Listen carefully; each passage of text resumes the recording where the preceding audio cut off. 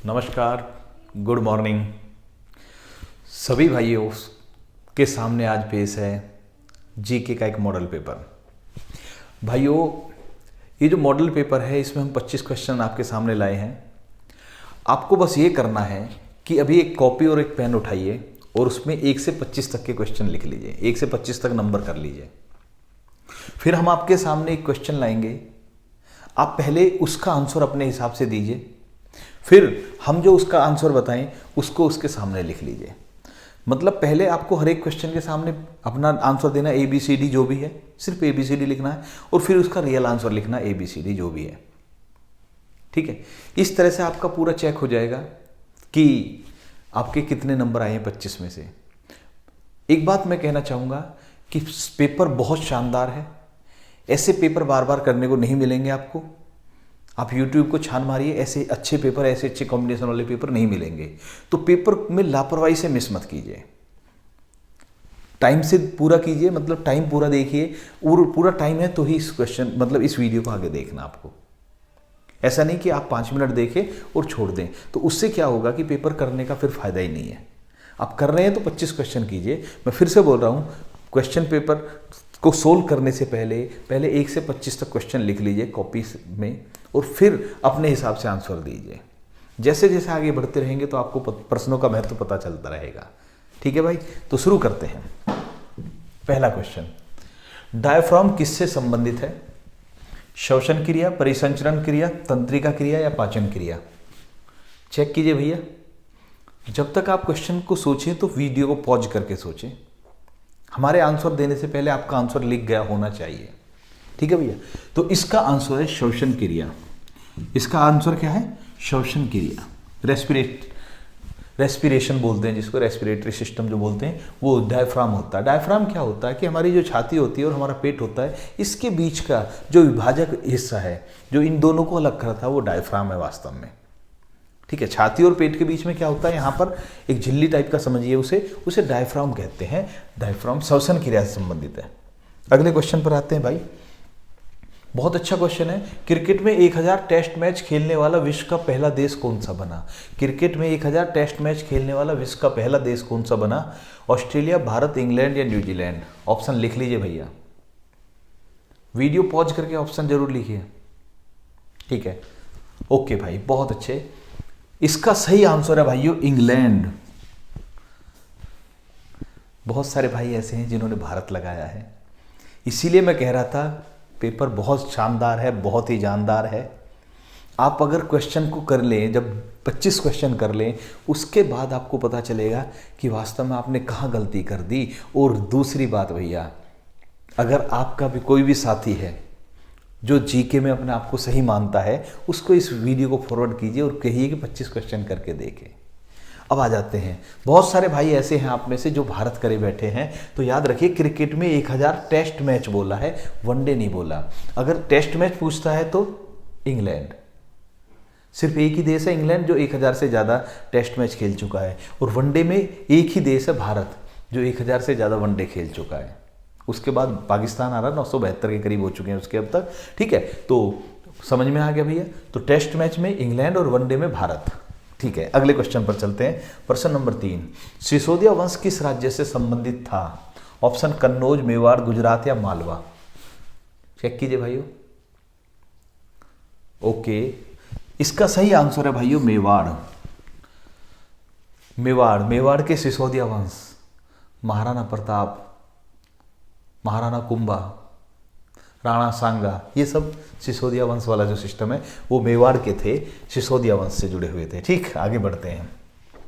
तीसरी बौद्ध संगीत का आयोजन कहां पर हुआ? ट्राई कीजिए भाइयों। ऑप्शन है राजगृह, वल्लभी, कश्मीर या पाटलिपुत्र। ठीक है भाई, ओके। तीसरी बौद्ध संगीत का आयोजन पाटलिपुत्र में हुआ। आंसर है D, Pataliputra. Okay, question number 5 पर आते हैं भाइयों। इनमें से कौन सा सुमेलित नहीं है? इनमें से कौन सा सुमेलित नहीं है? जूनागढ़ अभिलेख, रुद्रदामन, ऐहोल अभिलेख, पुलकेशिनदित्य, प्रयाग अभिलेख, चंद्रगुप्त विक्रमादित्य, हाथी गुम्फा अभिलेख, खारवेल। चेक कीजिए भाई। ओके, वीडियो पॉज करके ही आपको आंसर देना है। इसका सही आंसर है प्रयाग अभिलेख। प्रयाग अभिलेख चंद्रू विक्रमादित्य नहीं, समुद्रगुप्त से संबंधित है। समुद्रगुप्त की विजयों का उल्लेख कौन से मिलता है? प्रयाग अभिलेख में या प्रयाग प्रशस्ति में मिलता है। बाकी जूनागढ़ रुद्रदामन से प्रसिद्ध है एवोल अभिलेख पुलकेशिन द्वितीय का है ही है।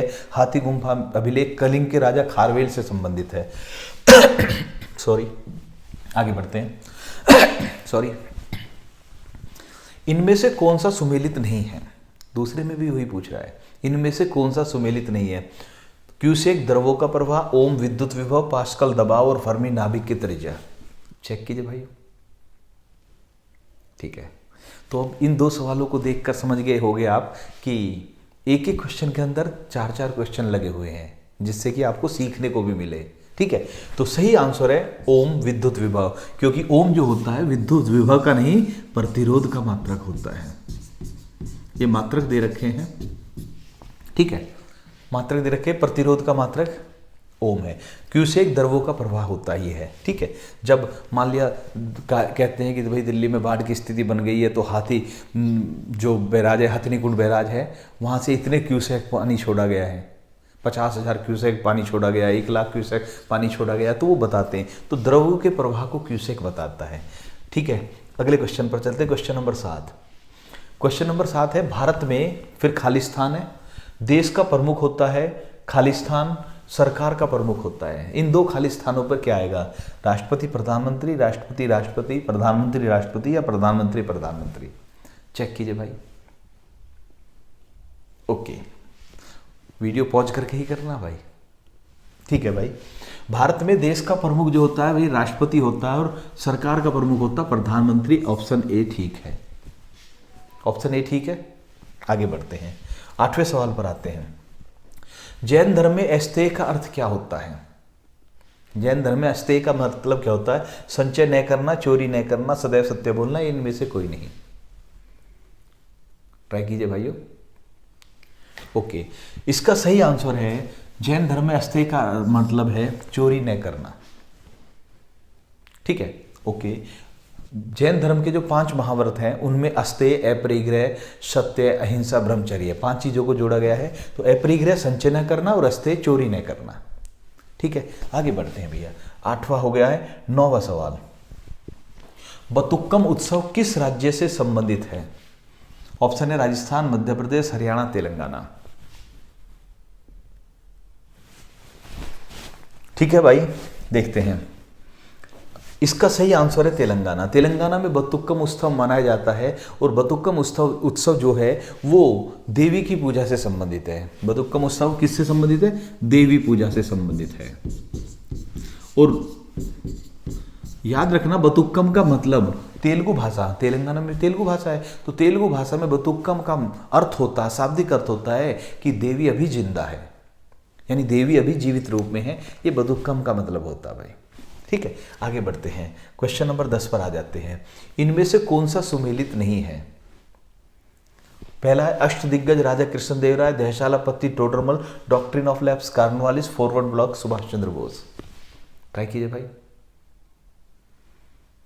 ओके, सही आंसर है डॉक्ट्रिन ऑफ लैप्स, कार्नवालिस, क्योंकि डॉक्ट्रिन ऑफ लैप्स डलहौजी से संबंधित है, कार्नवालिस से नहीं है। तो ये सुमेलित नहीं है, बाकी 3 सुमेलित हैं, वो तो ठीक है। ठीक है, आगे बढ़ते हैं। 10 क्वेश्चन हो चुके हैं। आगे देखिए 11वां क्वेश्चन। हिंदू वृद्धि दर किससे संबंधित है? पहला ऑप्शन है आपातकाल, दूसरा राष्ट्रीय आय, तीसरा तीर्थस्थल, चौथा प्राकृतिक लिख लेना, प्राकृतिक संसाधन। ट्राई कीजिए भाई, वीडियो पॉज करके ही लगाना है आपको। ठीक है, इसका आंसर है राष्ट्रीय आय। हिंदू वृद्धि दर किससे संबंधित? राष्ट्रीय आय। ठीक है, राष्ट्रीय आय से संबंधित हिंदू वृद्धि दर बताई गई कि भारत की जो राष्ट्रीय आय है वो हिंदू वृद्धि दर के हिसाब से बढ़ रही है। ऐसा एक सिस्टम बताया गया, इकोनॉमिक्स से जुड़ा हुआ है। आगे सवाल पर चलते हैं। क्वेश्चन नंबर 12, इंग्लैंड के राजा और प्रजा के बीच मैग्ना कार्टा की संधि कब हुई थी? ऑप्शन 1035, 1215, 1688 या 1642 ईस्वी। ट्राई कीजिए भाई, वीडियो पॉज करके ही करना है। ठीक है, आंसर है बी, 1215 ईस्वी। मैग्ना कार्टा की संधि 1215 ईस्वी में हुई। इसे मानव अधिकारों का पहला घोषणा पत्र कहते हैं। मैग्ना कार्टा की संधि को क्या कहते हैं? मानव अधिकारों का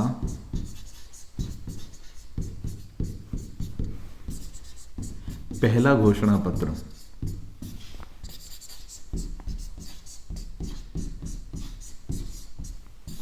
ठीक है, ओके। मैग्ना कार्टा की संधि को कहा जाता है। 1688 ईस्वी में जो हुआ था वो क्या हुआ था? 1688 ईस्वी में इंग्लैंड में रथहीन क्रांति हुई थी, जिसे गौरवपूर्ण क्रांति भी कहा जाता है भाइयों। ठीक है, ओके। 13वें क्वेश्चन पर आते हैं हम। आवर्त सारणी के किस वर्ग में अक्रिय गैसों को रखा जाता है?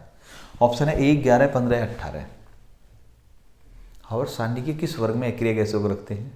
सही आंसर है डी, 18। ठीक है, लास्ट वाला जो वर्ग होता है वो 18वां वर्ग होता है, उसमें अक्रिय गैसों को ही रखा जाता है। ठीक, क्वेश्चन नंबर 14। इनमें से किसे महात्मा गांधी का 5वां पुत्र माना जाता है? जवाहरलाल नेहरू, महादेव देसाई, जमनालाल बजाज या सरदार पटेल? ट्राई कीजिए भाइयों। ओके, ठीक है, मैं सही आंसर है सी, जमनालाल बजाज।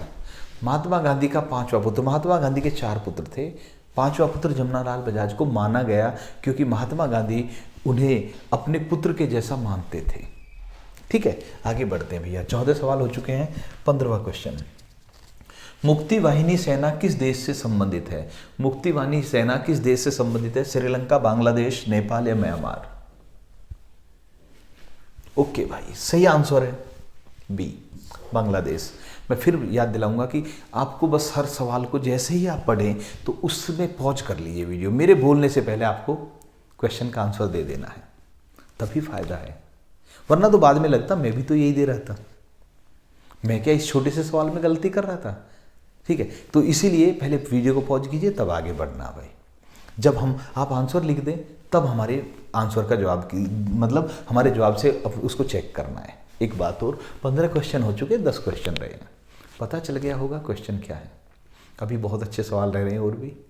मैं फिर से बोल रहा हूँ कि अपने मित्रों को ज़रूर इस वीडियो को फॉरवर्ड करें और उनसे कहें, या फिर आप भी उनके साथ बैठ जाएं कि भाई चेक करूँगा मैं आप। ठीक है, चेक कीजिए कि कितने क्वेश्चन कर पा रहे हैं। ठीक, क्लियर है? आपको भी कमेंट करके भी बताना कि आपके कितने सवाल ठीक है। इस वीडियो क्वेश्चन में, इस पेपर में अगर 20 क्वेश्चन आप लाते हैं तो आपकी जीके की तैयारी बहुत अच्छी है। मैं किसी भी पेपर में ऐसे टेस्ट सवाल नहीं रखता कि जहां पर कोई भी अजीब सा अटपटा सा सवाल नहीं रखता। कभी पढ़ाई नहीं, कभी सुना नहीं, ऐसा नहीं रखते। हम क्वालिटी वही रखते हैं, बैलेंस रखते हैं पेपर में। और दूसरी बात, हम आपको सिखाना चाहते हैं, पेपर के माध्यम से सिखाना चाहते हैं, ये ध्यान रखना। और जब आप इस पूरे पेपर को देखेंगे तो पता चलेगा आपने क्या सीखा है। ठीक है, तो आइए भैया, क्वेश्चन नंबर 16। इनमें से कौन सा कंप्यूटर वायरस नहीं है? Storm Worm, WannaCry, Creeper, Mozilla Firefox? Try कीजिए वीडियो को पॉज करके। ओके भाई, इसका सही आंसर है मोजिला फायरफॉक्स, क्योंकि ये तीनों क्या है, ये वायरस हैं और मोजिला फायरफॉक्स क्या है? ब्राउज़र है। जैसे याहू होता है, गूगल क्रोम होता है, ये ब्राउज़र है मोजिला फायरफॉक्स। ठीक है, आगे समझ में आ गया भाई। इसके बाद चलते हैं। इनमें से किसे अम्लों का राजा कहा जाता है? इनमें से किसे अम्लों का राजा, किंग ऑफ एसिड्स कहा जाता है? सल्फ्यूरिक अम्ल, नाइट्रिक अम्ल, मेथनोइक अम्ल या हाइड्रोक्लोरिक अम्ल? ट्राई कीजिए भाई। ओके, सही आंसर है सल्फ्यूरिक अम्ल, H2SO4। ठीक है, सल्फ्यूरिक अम्ल इसका सही आंसर है। अगर नाइट्रिक अम्ल और हाइड्रोक्लोरिक अम्ल को मिलाते हैं तो याद रखना वो अम्लराज बनता है। अगर इस और इस अम्ल को मिलाते हैं तो वो अम्लराज, जिसे एक्वारेजिया कहा जाता है। तो ये ध्यान रखना है, अम्लराज अलग चीज़ है, अम्लों का राजा अलग चीज़ है। अम्लराज इन दोनों को मिलाने से बनता है और अम्लों का राजा सल्फ्यूरिक अम्ल होता है, ये ध्यान रखना है। क्वेश्चन नंबर 18 पर आ जाते हैं भाई। ऐसी वस्तुएं जिनकी कीमत गिरने पर मांग कम हो जाती है क्या कहलाती हैं? घरेलू वस्तुएं, अति आवश्यक वस्तुएं, गिफिन वस्तुएं या किन्स वस्तुएं? ट्राई कीजिए।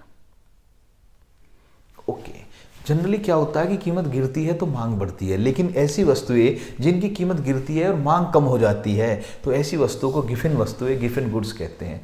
गिफिन नाम के शास्त्री ने एक सिस्टम बताया था। गिफिन गुड्स इकोनॉमिक्स का मैटर है। 19वें क्वेश्चन पर आते हैं। कॉमनवेल्थ तथा न्यू इंडिया पत्रिका किससे संबंधित है? कॉमनवेल्थ और न्यू इंडिया पत्रिका किससे संबंधित है? राजा राममोहन राय, एनी बेसेंट, महात्मा गांधी या बाल गंगाधर तिलक? ठीक, सही आंसर है एनी बेसेंट। एनी बेसेंट की पत्रिकाएं हैं कॉमनवेल्थ और न्यू इंडिया। ठीक है, राजा राममोहन राय की संवाद कौमुदी थी, बाल गंगाधर तिलक के मराठा केसरी और महात्मा गांधी के तो 4-5 अखबार थे ही थे, नवजीवन, हरिजन। ठीक है, ये सब महात्मा गांधी के थे। एनी बेसेंट की कॉमनवेल्थ और न्यू इंडिया पत्रिका। क्वेश्चन नंबर 20, फुटसॉल खेल की एक टीम में कितने खिलाड़ी होते हैं? फुटसॉल खेल की एक टीम में कितने खिलाड़ी होते हैं? 15, 11, 7 या 5? लगाइए भाई आंसर। ठीक है भाई, अगर 11 लगा रहे तो गलत है, सही आंसर है 5, क्योंकि फुटबॉल नहीं फुटसॉल है। अभी तो ये मैंने 2 दिन अब से जो 2 वीडियो पहले आए थे उसमें बताया भी था ये मैंने। तो फुटसॉल फुटबॉल का छोटा रूप होता है और इसमें 5 खिलाड़ी होते हैं भाई। फुटबॉल में 11 होते हैं। तो मैं आपको ये भी बताना चाह रहा हूँ कि कई बार हम लापरवाही में भी सवाल खो देते हैं, बैठते ही नहीं ध्यान से, क्योंकि हमारा दिमाग सेट हो चुका फुटबॉल पर। ठीक है, इस चीज़ से भी बचना है। आगे सवाल देखते हैं, किस धातु के साथ पारा अमलगम नहीं बनाता? किस धातु के साथ पारा अमलगम नहीं बनाता? सोना, लोहा, चांदी या एल्यूमिनियम? ट्राई कीजिए भाई। ओके, सही आंसर है बी, लोहा। लोहे के साथ पारा अमलगम नहीं बनाता, इसीलिए पारे को लोहे के बर्तन में ही रखा जाता है। सोने के, चांदी के, एल्यूमिनियम के, इन सब के साथ ही अमलगम बनाता है। अमलगम को इंग्लिश में नाम अमलगम है, हिंदी में संलय भी बोलते हैं, सनरस भी बोलते हैं। अमलगम को संलय, सनरस भी बोलते हैं। ये जो अमलगम होता है, ये क्या होता था कि किसी के दांत खराब हो गए पहले, अब तो खैर चेंज हो चुका है पैटर्न। पहले क्या होता था, किसी के दांत खोखले हो चुके दांत, तो उसके अंदर क्या करते थे, चांदी और पारे का अमलगम बनाते थे और उसको भर देते थे। चांदी और पारे का अमलगम बनाया, दांत के अंदर भर दिया, खोखला दांत है जो, तो उसे सनलेयर या सनरेस बोलते हैं। अमलगम वो होता है। ठीक है, ये ज़्यादातर धातुओं के साथ अमलगम बनाती है। लोहे के साथ पारा जो है अमलगम नहीं बनाता। पारा यानी मरकरी। ठीक है, ओके भाई, आगे बढ़ते हैं। क्वेश्चन नंबर 22, किस संविधान संशोधन के द्वारा 6 से 14 वर्ष तक के बच्चों के लिए निःशुल्क और अनिवार्य शिक्षा को मौलिक अधिकार के रूप में मान्यता दी गई? 61वां, 69वां, 86वां या 92वां? वीडियो पॉज करके कीजिए भाई।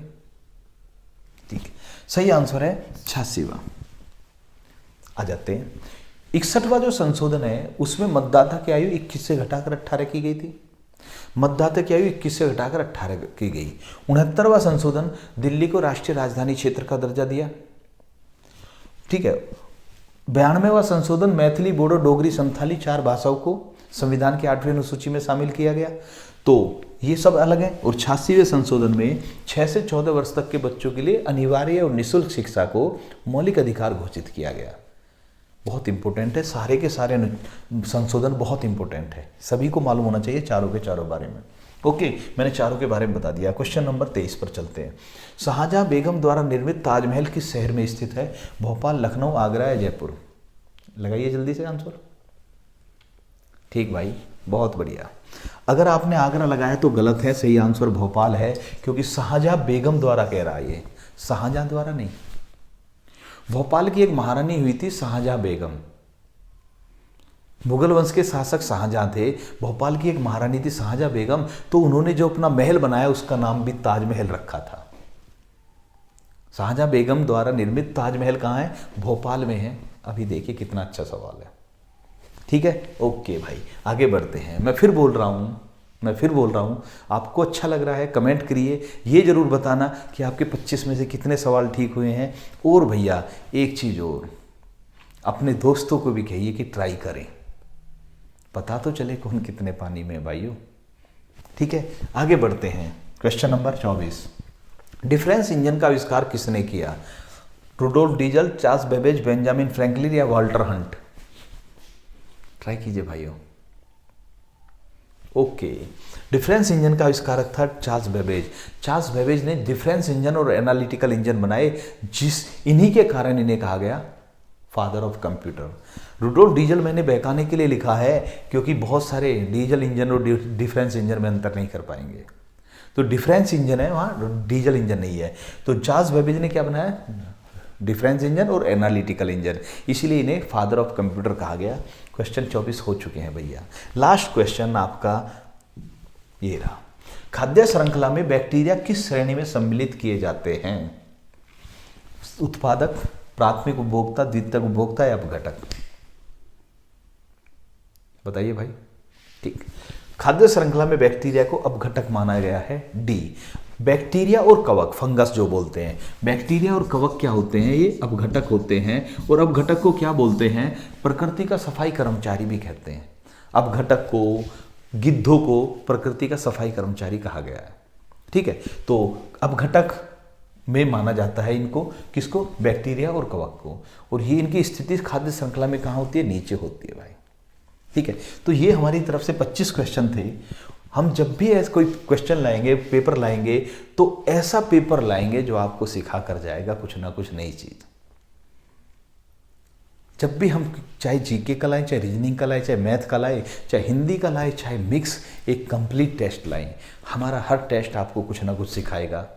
आपको ये सिखाएगा कि आप एग्जाम हॉल में बैठोगे तो क्या गलती हो सकती है जो आपको नहीं करनी चाहिए। ठीक है, वीडियो कैसी लगी, टेस्ट कैसा लगा, और आपने कितने नंबर अचीव किए, कमेंट करके ज़रूर बताइए। आपके कमेंट का इंतजार है। जय हिंद भाइयों, वंदे मातरम।